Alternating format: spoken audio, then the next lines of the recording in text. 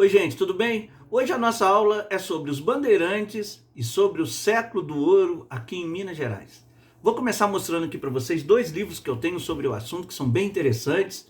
Boa Ventura, Corrida pelo Ouro, tanto sobre os bandeirantes quanto sobre Minas. E História da Riqueza no Brasil, que vai desde o pau-brasil, esse livro eu já mostrei em outras aulas, até o Brasil atual, as atividades econômicas mais significativas. Bem, gente, São Paulo, lá no Brasil Colônia, era a região mais pobre do Brasil, olha que curioso. E os homens paulistas precisavam encontrar meios de sobrevivência. Muitos deles, aqueles mais corajosos, começaram a organizar as bandeiras. Eram expedições que entravam pelo interior do Brasil com três objetivos: capturar índio como escravo, lá em São Paulo não chegavam escravos negros; destruir quilombos, eles eram contratados para isso, era o sertanismo de contrato, ou para achar ouro, o chamado sonho dourado de Portugal. Precisavam muita coragem, viu, gente? Porque entravam para o meio das florestas. Por exemplo, a bandeira do Antônio Raposo Tavares percorreu 19 mil quilômetros a pé, ele foi parar lá na Amazônia. Saiu de São Paulo com 2 mil homens, chegou com 59. Mas uma baita aventura, né? Geralmente com esses três objetivos. Os bandeirantes eram muito maus. Matavam índio com a maior facilidade possível, aqueles índios que resistiam à captura, e destruíam quilombos também se fossem bem pagos para isso. O Antônio Raposo Tavares, por exemplo, ele colecionava orelha de índio. Imagina, gente, que doideira, fazia um cordão com orelha de índio. Imagina isso aqui, um cordão com orelha de índio. E não é porque ele escutava mal, não, viu?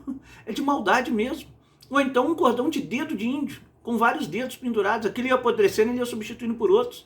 Dava vontade de chegar para ele e falar: vou te dedar, hein? Você está cometendo crimes terríveis. Dizem que os bandeirantes mataram cerca de 500 mil índios. Mas, apesar desse lado ruim, perverso, existe até um mito muito grande em torno dos bandeirantes. Lá em São Paulo tem lá o Monumento das Bandeiras. Nós temos que reconhecer uma coisa, gente: os bandeirantes são responsáveis por duas coisas importantes para o nosso país: o aumento do território brasileiro por causa das bandeiras. Elas foram além do Tratado de Tordesilhas.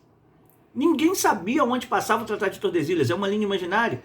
Quando eles começaram a entrar pelo meio das florestas, eles foram muito além do que o Tratado de Tordesilhas dizia. E foram eles que encontraram ouro no Brasil. Aquelas terras que ficavam além do Tratado de Tordesilhas, elas nunca foram ocupadas pela Espanha. Teoricamente seriam espanholas. E aí, ao longo do século XVIII, foram feitos novos acordos entre Portugal e Espanha. Nós temos o Tratado de Madrid em 1750, o Tratado de Santo Ildefonso em 1777, nós temos o Tratado de Badajoz em 1801, deram ao Brasil praticamente ao tamanho atual. Além dos padres jesuítas, dos militares e dos criadores de gado, os bandeirantes são os maiores responsáveis pelo aumento do território brasileiro. Isso a gente tem que reconhecer. Lá em São Paulo existe uma mística, tem lá o Monumento das Bandeiras, estátua de bandeirante, várias estradas paulistas com o nome de bandeirantes: Raposo Tavares, Anhanguera, Fernão Dias. Tem uma estátua enorme lá do Borba Gato, que foi o bandeirante mais bonito de todos, ele era um Borba Gato. Enfim, existe um mito, mas a gente tem que mostrar sempre esses dois lados dos bandeirantes: o lado importante para o país e o lado de extermínio, principalmente de índios, e destruição de quilombos. Fato é o seguinte, gente: um bandeirante chamado Antônio Rodrigues Arzão, ele tinha um nariz muito grande para respirar aquele arzão todo. Ele deu a maior sorte, ele não deu azar. Hoje está demais, né? Ele não deu azar, gente. Ele é o primeiro a encontrar ouro. Aqui na região central do nosso estado foi o Antônio Rodrigues Arzão. Por acaso, foi dentro de um riacho, estava ali com seus homens, se refrescando dentro do riacho, viram as pedrinhas de ouro ali dentro, começaram a cavar correnteza acima, as margens do rio, e ali encontraram ouro. Isso foi em 1693. É a primeira notícia que a gente tem de ouro no Brasil. Ao sonho dourado de Portugal sendo realizado.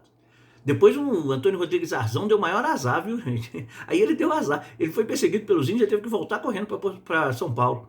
Chegou lá em São Paulo e falou: achei ouro. É uma região que tem um ar bom demais, é um arzão que tem lá. E vocês podem ir também. Aí vários bandeirantes vieram atrás e começaram a ter sucesso em encontrar ouro também.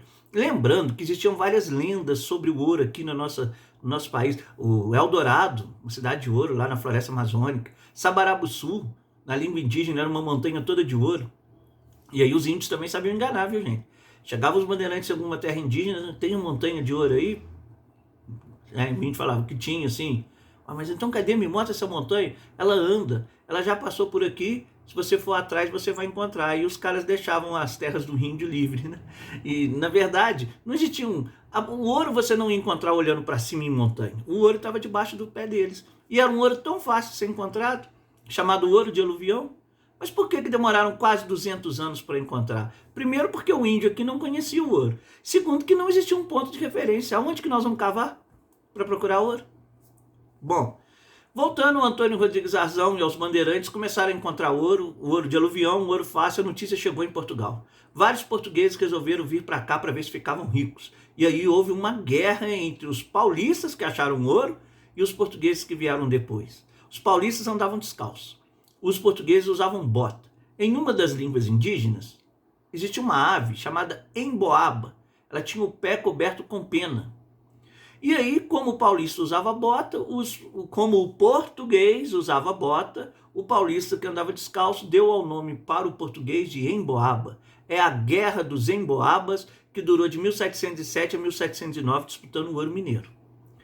Depois desse conflito, Portugal criou a capitania de São Paulo e Minas de Ouro, em 1709.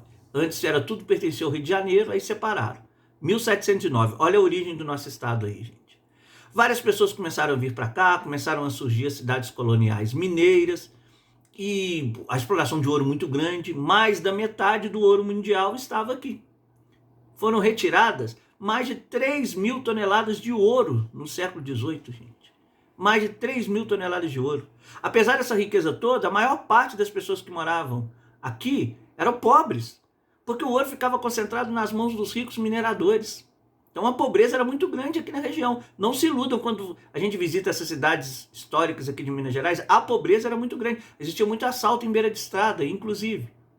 Bem, aí, como as pessoas estavam sonegando o ouro, não pagavam o imposto, sonegar e não pagar, não pagavam os impostos, principalmente o quinto, 20%, que o povo dizia o quinto dos infernos. Não pagavam, escondiam ouro, por exemplo, dentro de imagens de madeira, que eram ocas por dentro, é o santo do pau oco, não pagavam. O governo português resolveu criar um órgão chamado Casas de Fundição. Todo mundo era obrigado a levar o ouro para lá. Lá na casa de fundição, o ouro era derretido, transformado em barrinha, recebia o símbolo do governo português e eles descontavam o imposto ali, os 20%.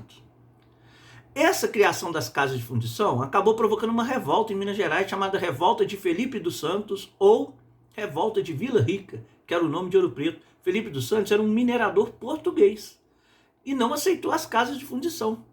A revolta deu errado. O Felipe dos Santos foi morto, garroteado em praça pública, amarrado em cavalo, um pedaço de cavalo, um pedaço do corpo ia para cada lado, com os cavalos bravos, né?